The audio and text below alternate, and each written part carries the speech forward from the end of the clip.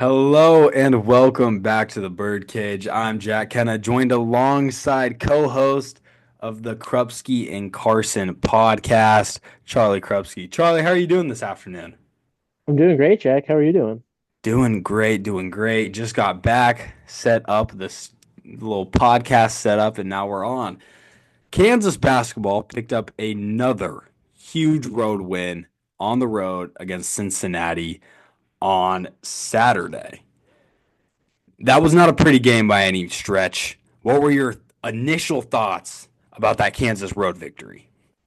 Initial thoughts were we've matched our Big 12 road wins number already from last season. Um, and this team is going to be a defensive team, and that's how they're going to have to play the game.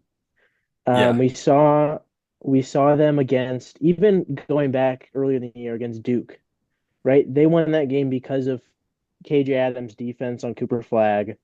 They won that game because they limited Duke's offensive weapons. They limited, you know, North Carolina when they came to Allen earlier this year. Even when they've been scoring points, they'd be winning because of the defense. And as they say, it's a good rock fight, but Kansas is going to have to win defensively. And we saw that against Cincinnati, another great defensive team this past weekend. yeah, you're not kidding. A rock fight it was. The announcers on the what do you call it on TV called it a snowball fight because it was snowing in Cincinnati. It was one of those games. Shots weren't falling. We touched on it before we started recording. Kansas took 68 shots. That is absurd. They shot 68, 35% from the field. they had Not 54. a winning number. However, they Cincinnati shot worse. They shot Yeah, 30%. yeah. Kansas shot 2 of 21 from three for a 10% clip, put up 54 points on 68 shots, and somehow won. So, If you would have showed me that was going to be our shooting percentage and our clip from the field against Cincinnati, I would have told you we lost by 20. What yeah, that's impressive. bad. What an impressive win for a Kansas Jayhawks team that really has strung together a few quality wins in a row after a tough game at Creighton, followed that up with a tough game at Missouri, and then a home loss against West Virginia. This Kansas team starts to feel like it's meshing a little better than it was. Yeah, and I saw Bill Self talk today to the media. He said, after that Missouri game, they lost to Creighton, like you said, lost to Missouri. A lot of the players were like, "Hey, we don't know our identity." And that's been a big thing this season so far is what is this team's identity? How are they going to win? And we started to see it come through. And a lot of people that I've talked to have said, this team is a defensive team. That's their identity. And even Bill Self today at his press conference said, "Hey, we're not fully there yet. We don't fully have our identity, but I think it's starting to mesh. I think we're starting to understand what we got to do to win." And I mean, Hunter Dickinson today said, "Hey, Bill Self teams, they're always going to be defensive teams. That's how he likes to play. And guess what? Defense travels, right? Mhm. Sometimes the offense gets a little shaky, right? You go to a away venue, crowds in your ear, maybe the shots aren't falling right away, and all of a sudden you're in your head, you can't score, but you can always play defense, right? So Yeah, I agree. A lot of that recently, when I think of UCF on the road, Cincinnati, a lot of this recent defensive success comes with the addition of Shaquille Moore into the starting lineup. I know he hasn't had a lot of minutes in a Kansas jersey, but I just kind of want your early opinions on what you've seen from Shaquille Moore. I have been surprised with his usage because Bill Self obviously put him in there as an energy spark plug along with Diggy Coit. And I am a big believer in momentum and energy. I know there's this whole debate this summer about, ew, is momentum a real thing in sports? Is it not? It is, right? Anybody who says that has never played a sport. 100%. Um, but you need that spark sometimes. And I think early in the year it was Diggy Coit when he'd come in, he'd, just shot chuck and he'd hit some threes and all of a sudden, okay, everybody can breathe. And Shaquille Moore is that on the defensive side. I've been surprised that they haven't been playing him as much as they have. Like Kansas, he starts obviously now, but he starts and then he sits. He plays about the first 4 minutes, and then he sits for about 10 minutes, and then he plays maybe the final six of the half or whatever, and then he plays in the second half. But I feel like he's not a consistent rotation guy, even though he's starting, which is a little bit confusing to me. Yeah. Um, but I think he's been good defensively. Obviously, I'm a big defensive guy.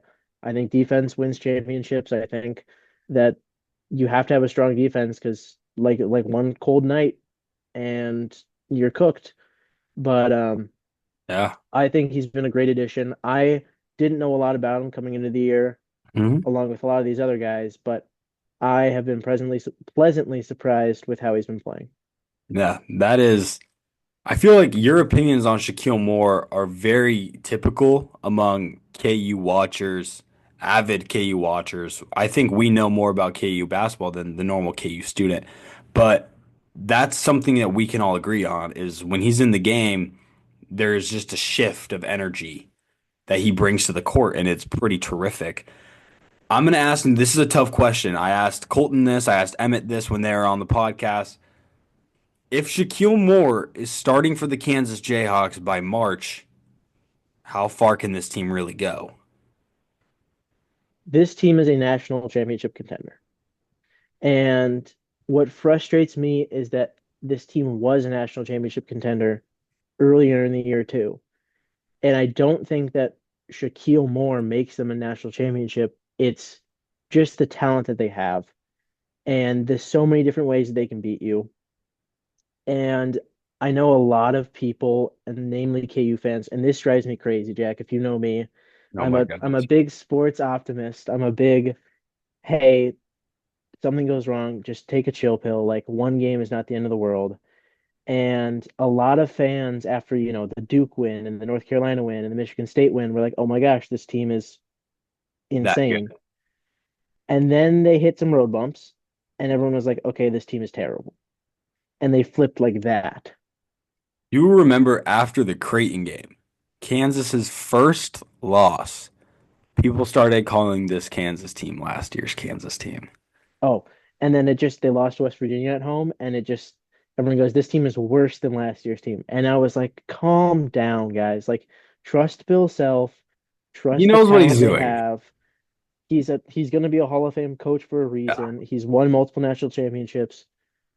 Relax. And we're seeing you give him some more time, right? The season is not over because of one game. The season is a season because it's a season. Yeah. And they're finally gelling again. Guess what? There's going to be more road bumps. There are, but that doesn't mean this team is cannot compete for national championship. I think they can make it there. Yes, that's a little bit biased as I'm a KU fan, but they have the talent. If they play at a good defensive level, it doesn't matter if they have a cold night. And yeah, Yeah. I agree. There is a reason why this Kansas team was preseason number one. You bring in Rylan Griffin, started on Alabama's Final Four run. You bring in AJ Storr, who, granted, hasn't really done a whole bunch yet in a Kansas jersey, 17 points per game at Wisconsin. You bring in David Coit, 20-point per game scorer at NIU.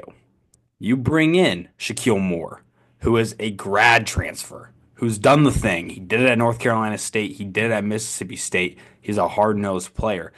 And we're mixing all of these players together to try to find our best rotation to go along with Hunter Dickinson and KJ and Dewan. And so, Jack, what is your best starting rotation for this team in your opinion, or best rotation that they play? well, going into the season, I thought it was going to be Dewan, and then I thought our best rotation was going to be AJ Storr, Rylan Griffin, KJ Hunt. But What is it that's right now? it's right now. It's definitely Dewan Harris, Zeke Mayo. I really like Rylan Griffin just because I think his length can disturb people on defense, and I think he is a shot maker. And then I would honestly go Florian Hunter right now. I think that's the best five they roll out there. They play the best when they have those five out there. Hunter isn't stuck to playing a big man role because he doesn't like doing that.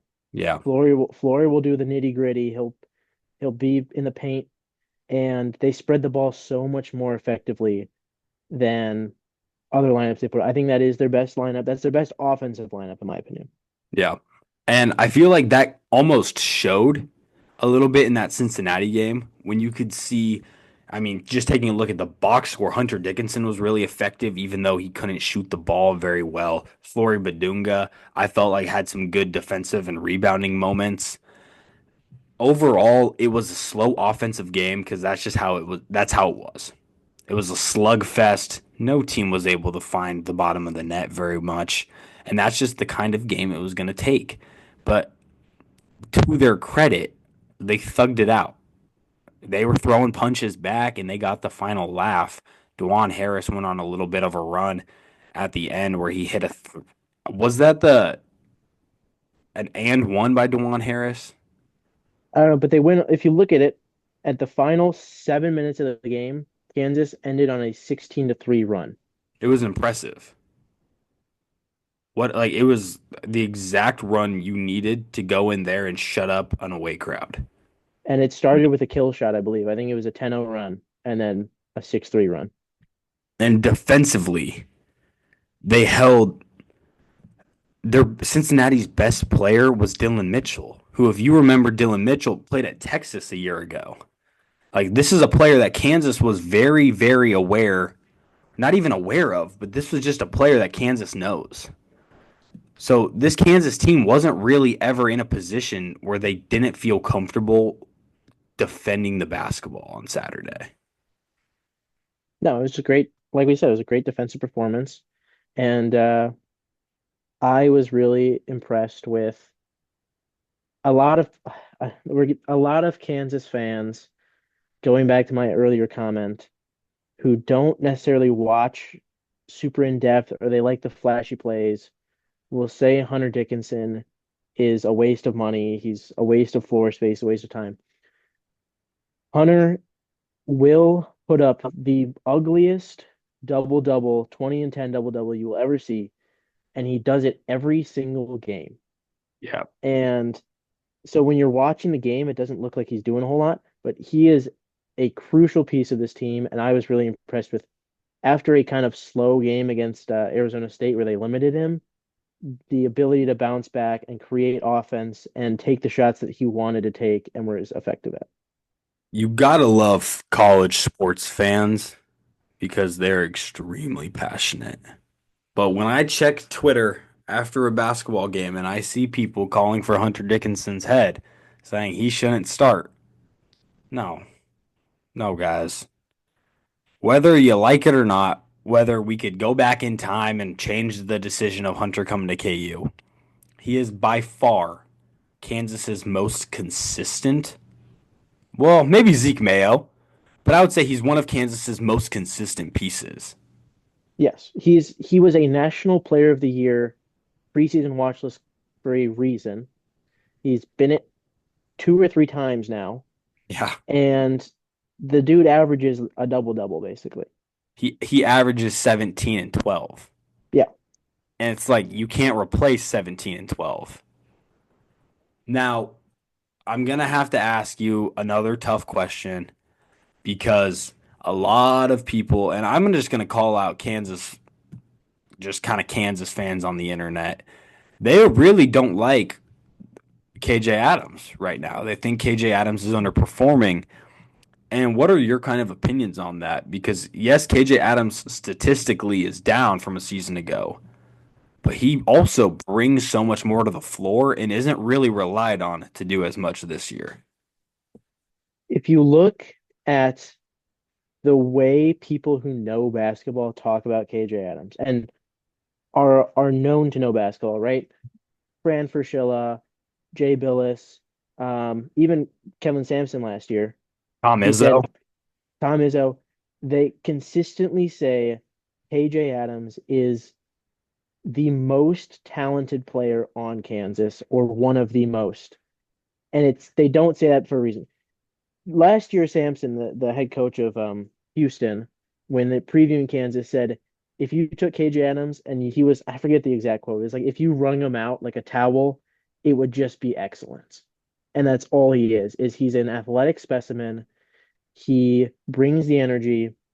And like you said, he doesn't, his stats aren't there, but he does more than people want to give him credit for.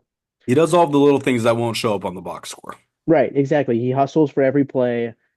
I was really impressed with KJ's effort and focus on offensive rebounding in that Cincinnati game. I think he finished with only, let's see, 7 rebounds, I believe. Yeah, it's 7 rebounds, but he had 5 offensive rebounds. That's That's just something. stealing possessions for you right there, 100%. right? And do you know why we won that Duke game? One, Flory played well for the first bit, KJ guarded Coop. and KJ guarded Cooper Flag and locked him up.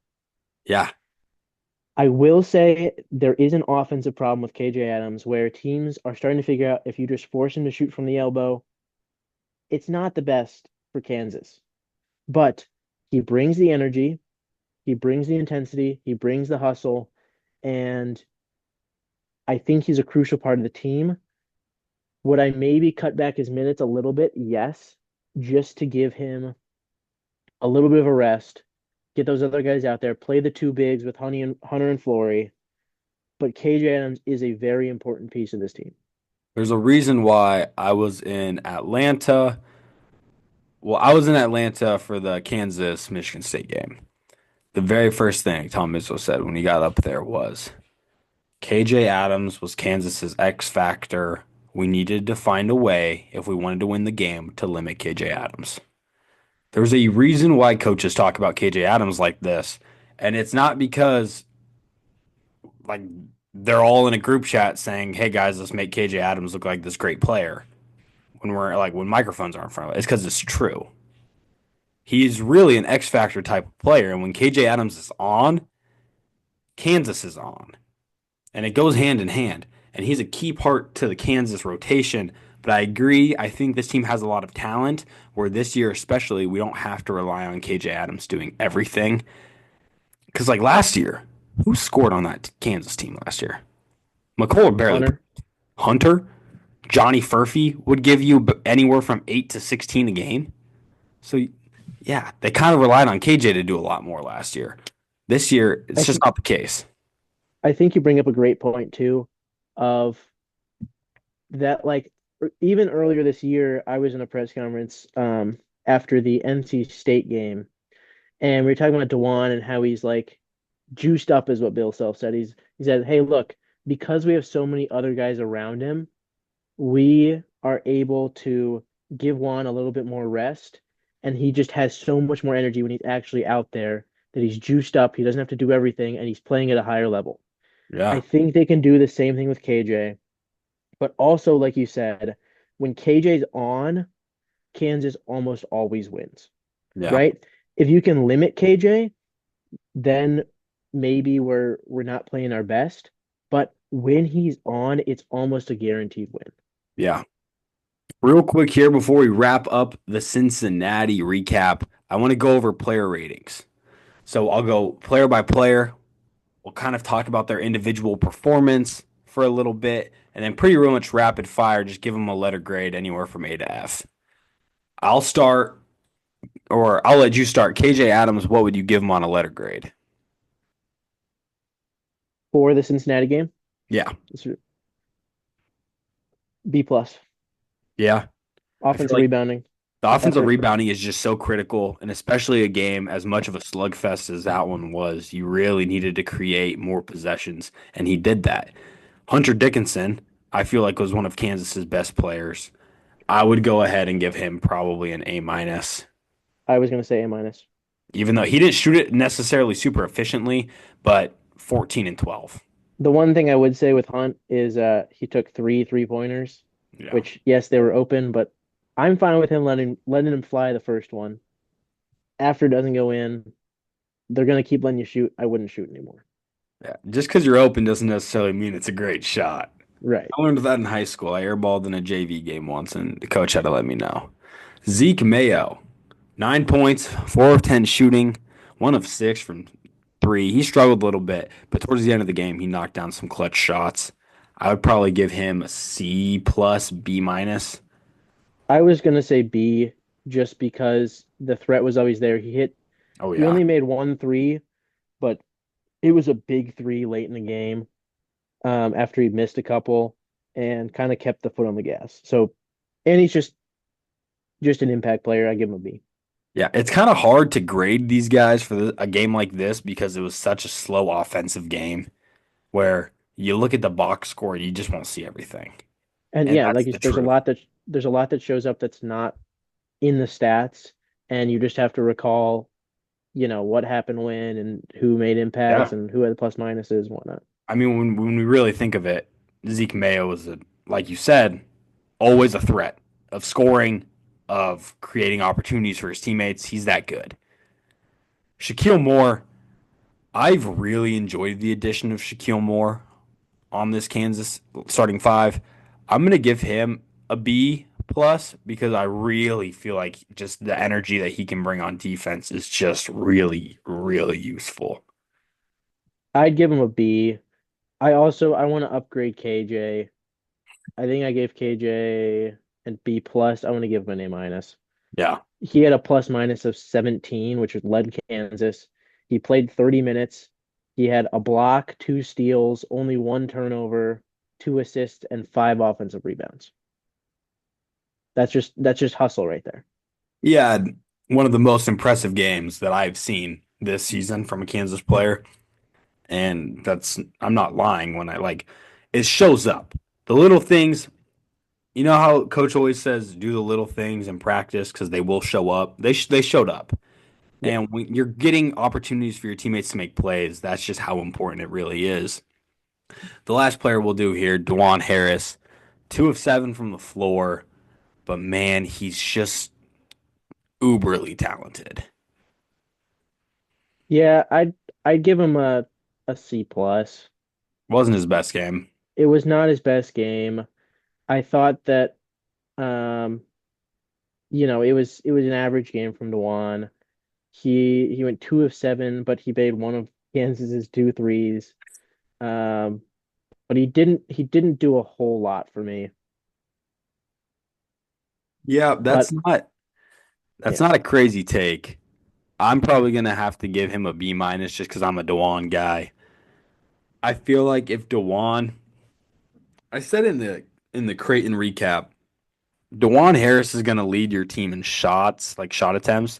You're not gonna win a game, but you do want Dewan Harris to be extremely. I want him to be more aggressive than he was a season ago, and we're seeing that. And so I really do feel like this is a step in the right direction for Dewan. I just feel like you said, off it was one of those games where offense didn't travel for anybody on the floor. I want to talk before we move on. We have to talk about AJ Storr. He's having a really, really rough Kansas tenure so far. He's not average. He's averaging less than 7 points per game, shooting 40% from the field. He just hasn't really been getting consistent minutes. Do you think this is something that ultimately Kansas needs to figure out if they want to make a deep run in March, or do you think just the talent alone Kansas already has without Storr is enough to do something special?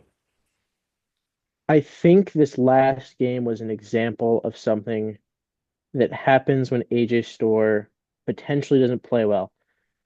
This season, AJ has not played well, like you said, but he's kind of been bailed out offensively by Diggy Coit will have a big game, or Rylan will have a big game. One of those other kind of plug and play pieces they've been playing with. Mm-hmm. But, Rylan didn't play great offensively. Diggy had a bad game, in my opinion. Yeah. AJ did not look good. Shaq kind of helped them out with 8 of his own, but this is probably this is what can happen come March if AJ Storr does not play well. Kansas puts up 50 points. Yeah. And I think it's so hard for me because I think he's a crucial piece of this team. But I'm gonna give you a little anecdotal evidence here. So I played baseball through high school, Yeah. and our catcher was really, really good defensively. And he'd always start and he'd throw guys out and he'd whatever. He was a really great catcher. He's playing D1 baseball right now at Elon. But right to the end of the year, he just couldn't hit.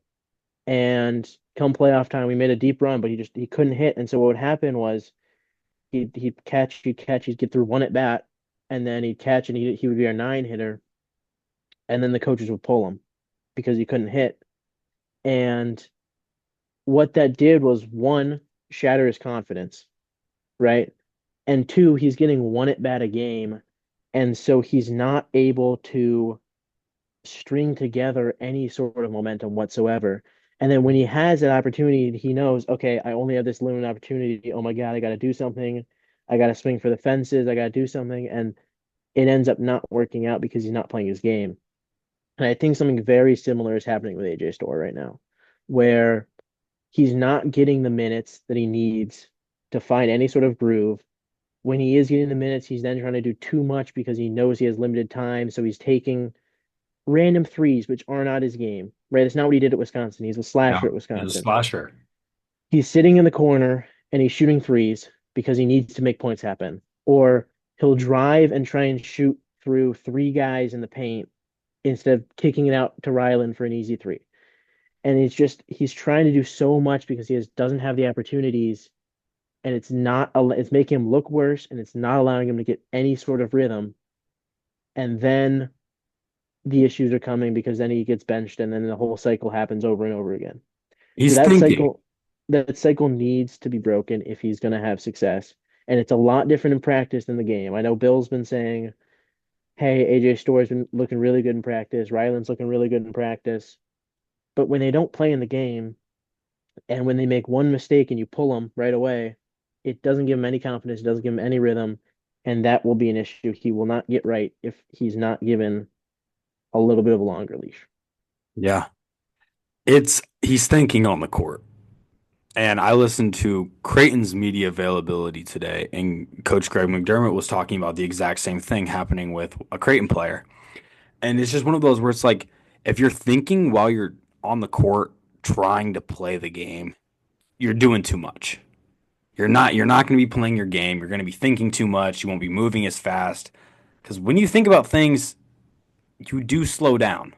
Like the entire game is not going to, it just not like slow down for you, but it speeds up. You're trying to do too much at the same time. So I understand what you're saying because right now it looks like AJ Storr is trying to do too much on the floor. And he's trying to have one of those breakout games where it's like, oh, he's here. He's still AJ Storr. But this Kansas team doesn't need AJ Storr to be the AJ Storr at Wisconsin. We just need AJ Storr to be the AJ Storr at Kansas. And right now, we're struggling to see that because he's thinking too much.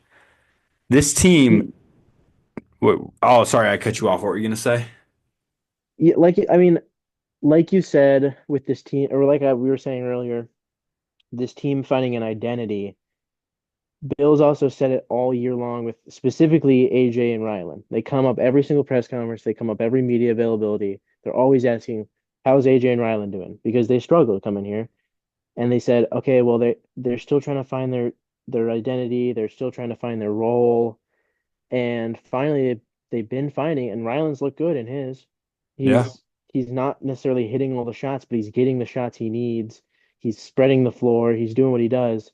And I don't think AJ has found his yet. Even though Bill says he has and he's looked better, I still think he doesn't really know what he's doing because sometimes he'll sit in the corner and he'll shoot. Sometimes he'll drive. Sometimes he'll try and play defense too hard. Sometimes he'll try and take a fast break and drive through two guys instead of dishing it off. I don't think he's comfortable yet. Yeah. That's a pretty fair assessment. And the road doesn't get easier. Mm-mm. Just to be honest, it's the Big 12. They go to Iowa State on Wednesday. Ames. It's one of the craziest college basketball environments. It is one of the one of the places that I have to go see a game before I die. That's just that's just the truth.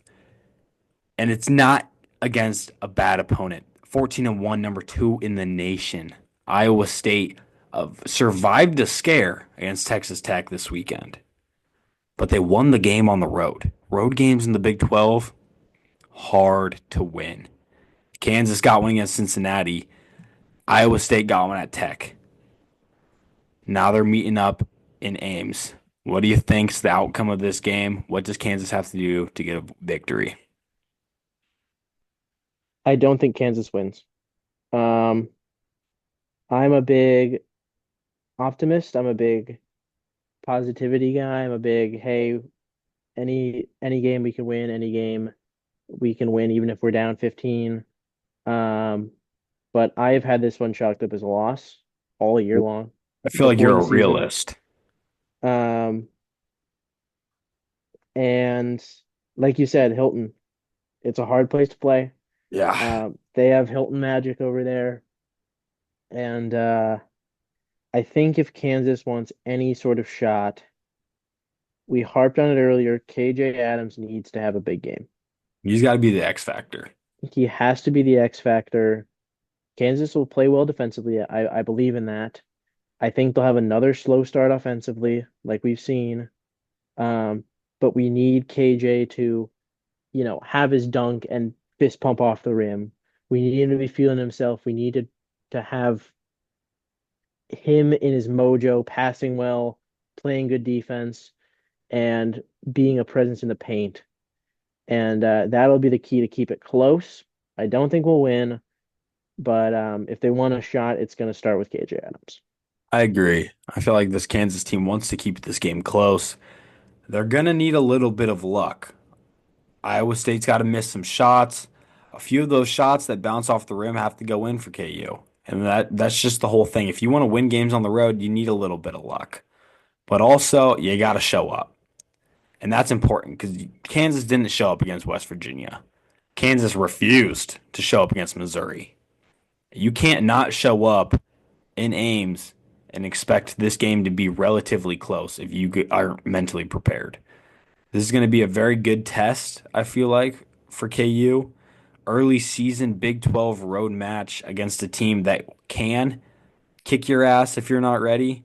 And Iowa State's going to be ready. No doubt in my mind that TJ Otzelberger will have that team ready to go on Wednesday. It's up to Kansas if they want to keep this game close or not, because that game is going to be the best game on Wednesday, is my guess. Maybe it won't be. Maybe Auburn's playing Duke or something again. But if it's not that, this is the best game of the night. There's a couple of ranked matchups on Wednesday, um, but that should be the best one.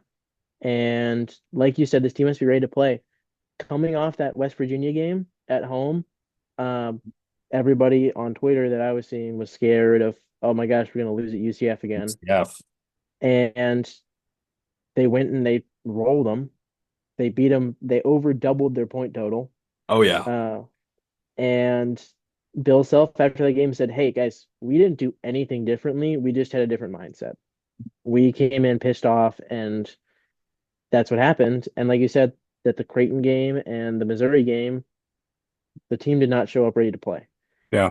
They need to have the right mindset. They need to have the intensity. They need to understand that they might not be the favorite in this game. And They're the underdog. right, and How they many need times has to Kansas ever been the underdog? not a whole lot, especially for guys that have been there the whole, Juan, KJ, Hunt. Um, they need to be ready to take some blood and they need to play with that mentality that, hey, we're the underdog. Let's go kick some butt, right? Let's go Yeah. cause some chaos and not get punched in the mouth right away on a 12-0 run. You also said something about luck. In that Cincinnati game, those rims were so friendly to Kansas. Cincinnati had about 6 or 7 shots that went all the way down and rimmed out, and Kansas just couldn't seem to. I mean, like they grabbed all the rebounds off them, Yeah. and they got lucky. That's gonna need to happen again, and yeah, should be a good one though. What are your Hopefully, final score predictions for Wednesday's Iowa State game? I think we come out. Kansas gets punched in the mouth early. They go up like 9-0. Bill Self calls a timeout. Plays going crazy.